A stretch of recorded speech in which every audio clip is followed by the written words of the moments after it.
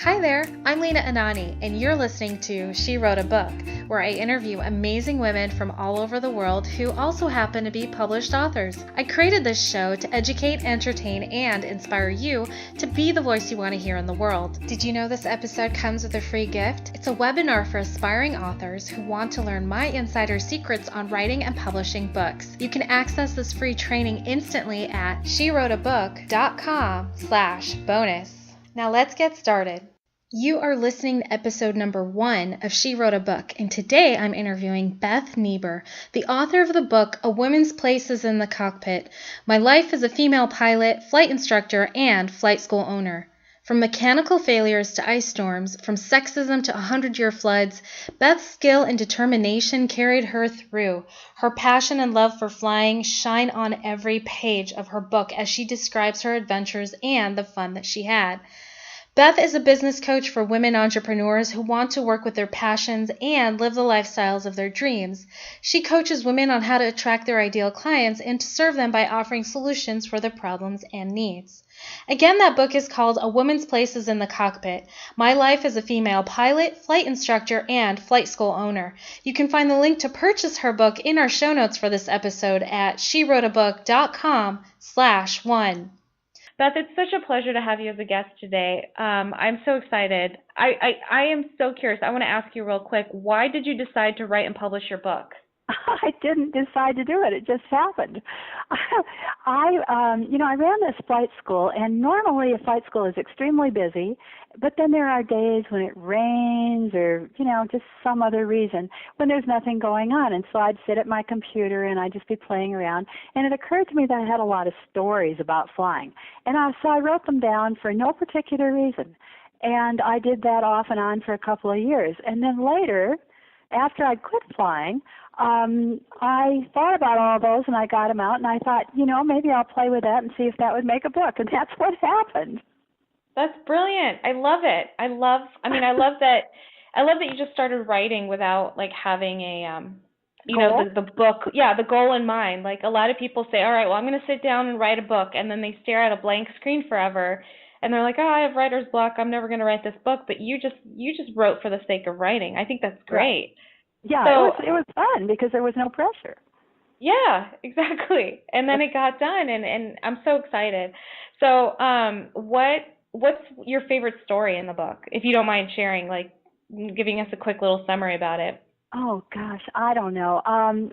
People are always impressed with the fact that I had emergencies happen. I never had to put an airplane on the ground off an airport, but I did have engines fail a couple of times.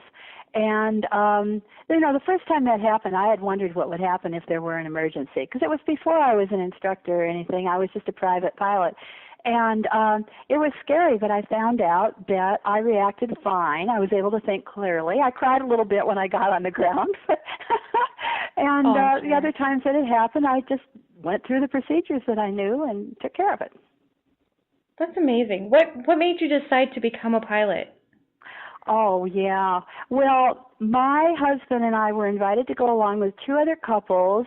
The husband of one of them was a pilot, and I had never been in a little airplane, had been in a big airplane twice. And so George, the pilot, was worried about me, and he said, well, I'll take you flying first to make sure you're going to be okay, and you can take the kids along. And I said, okay. And then one of them woke up with a cold, and I called the pediatrician, and he said, oh, yeah, good idea, Beth. No. And so we didn't have our rehearsal, but we took the flight, and I just thought it was the coolest thing in the world.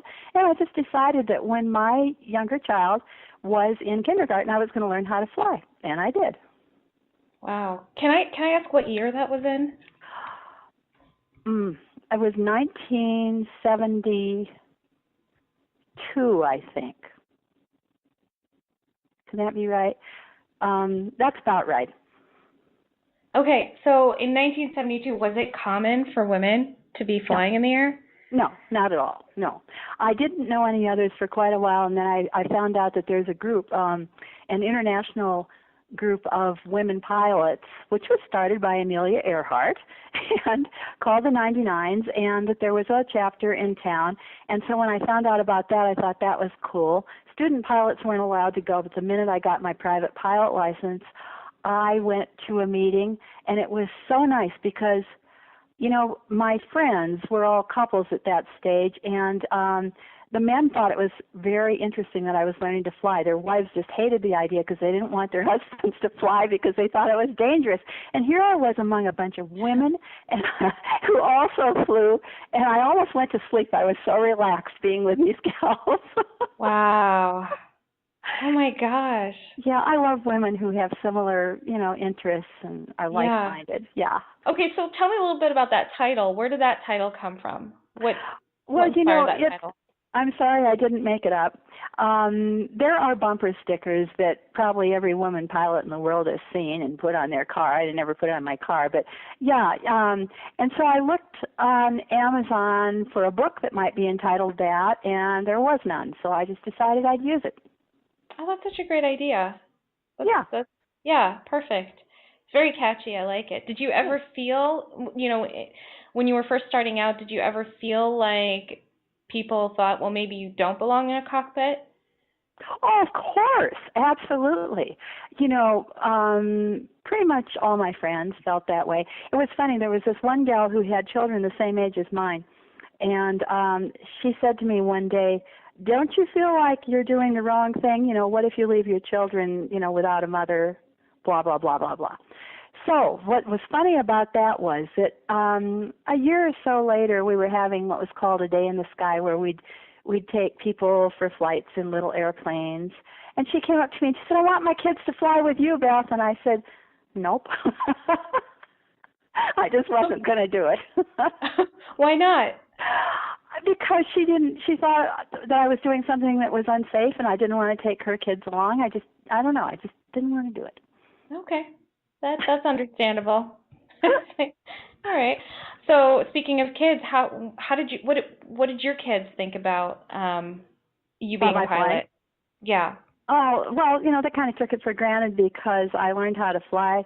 When I got my private, I think they were 5 and 7. And so that was just part of their life, and they didn't know that we were going 1,000 miles in 3 hours. It was just like being in a car. Are we there yet? So I'd climb a couple thousand feet higher, and they'd get sleepy, and then we'd be there a little sooner. That's such a great strategy. Oh my gosh, it's too bad. It works. It works. Too bad you can't do that on a road trip. I know. It was so funny, but you also can't stop. If you do, it takes an hour, really, pretty much an hour to descend, land, buy more fuel, go to the bathroom, climb again. So you really don't want to do that too much. I remember one time I thought everybody in the airplane was asleep, and I saw something on the ground. I don't remember what it was, and so I did a turn to look and see what it was. And my son in the back seat is saying, "Mom, does this mean it's going to take longer?" It did. So going back to your book, I'd love to know what was the best thing that happened after you wrote your book because you wrote your book? People's surprise. How so? Well, they didn't know, of course, that I could write. And I've always been able to write, decently. But they weren't aware of that particularly. They knew, of course, that I was a pilot. And I'm thinking of relatives and old friends and so forth. And they were very surprised, all the stories that I had. They had no idea. When I first told people about it coming out, it was kind of like, yeah, well, so you write a story and that's it. What more could there be? I learned how to fly.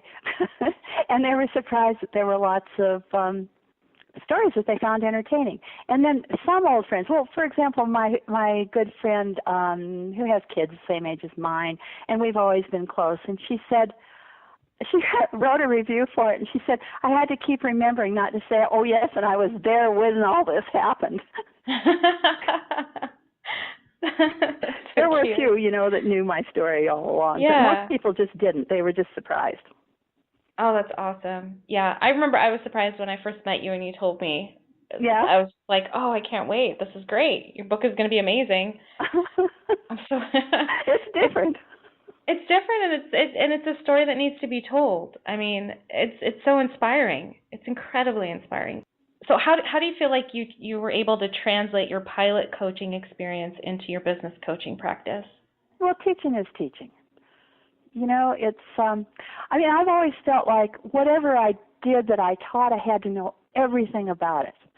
And when I became a flight instructor, I just devoured everything that I could about everything about aviation. And I kind of did the same thing with coaching, read everything. And I don't know, it's just kind of a natural for me to teach. I guess that's all I can say. I can definitely see that. I mean, just from the way that you were able to like share your stories and talk about and share the examples, I can just sense that you do really love to teach, and you're clearly an entrepreneur. You've been an entrepreneur for as long as and it just, I think it's great. So let me ask you this: are you thinking about writing any other books? I toy with it now and then, and I sit down and I write some stories, and I kind of put it aside, and I don't know. I'm just not sure. So there's more stories then. There's always more stories. Are these more stories related to flying or I have a lot more stories related to flying. I doubt that I would do that anymore with that. Life is full of stories. You, of all people, know that. I do know that. Yeah.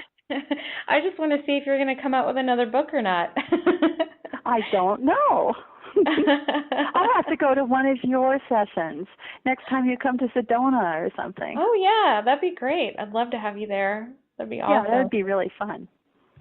What would you want someone, like if someone was to read your book, what would you hope their biggest takeaway would be from your book? That people can do whatever they want to, and it's not just women, it's men too. I actually had a friend who was a female pilot, and she was so pro women flying that her little boy said to her one day, "Mommy, can boys be pilots too?" Oh my gosh, that is so sweet. He never did learn to fly, but that just makes me wonder, can you imagine if we lived in a world where like the gender roles were opposite?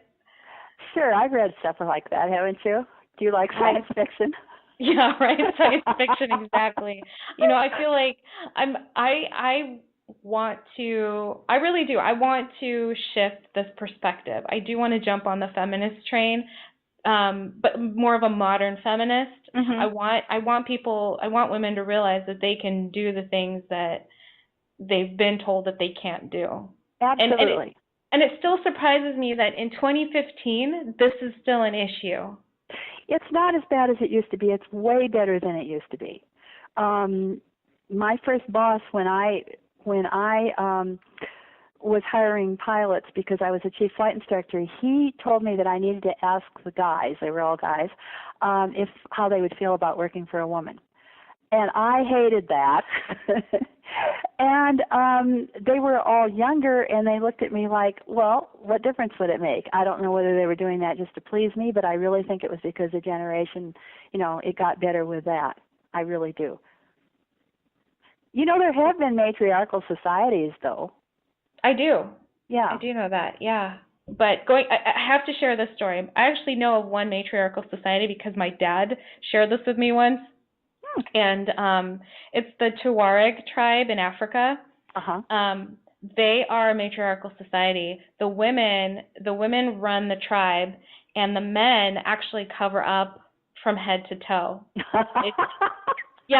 It's hilarious. And the only reason why I know about this is because my dad bought a Volkswagen Touareg, the SUV. Uh-huh. And so I guess that's when and then like a month later, a National Geographic came in, and it was about the Touareg tribe, and he read it, and he was like, he told everyone and their uncle all about it. Like, I know that if some of my friends are listening to this episode right now, they're going to laugh because they know exactly what I'm talking about. That is a great story, and I just love it. Yeah, I know. It's so great. I love stories. Beth, thank you so much for being our special guest today. We will have a link to your book in the show notes for this episode, and our listeners can find that at SheWroteABook.com/1 to learn more about our author and her awesome book. Thanks again, Beth. I really appreciate it. And it was so much fun. You're just always fun, Lena. Oh, thank you. You too. Thank you for listening to She Wrote a Book. If you enjoyed this episode, then subscribe now so you can automatically get access to all new episodes, and feel free to share your inspired thoughts with us in the comments too. I'd love to hear from you. Are you ready to write your own book? Get started now with my quick and concise webinars so you can learn my insider secrets on writing and publishing your own book. Claim your free gift now at SheWroteABook.com/bonus. Until then, may you always feel good and make magic. Feel good, make magic now. Lena and Anani will show you how. Ignite that wisdom inside of you and show the world what you do to publish, write, and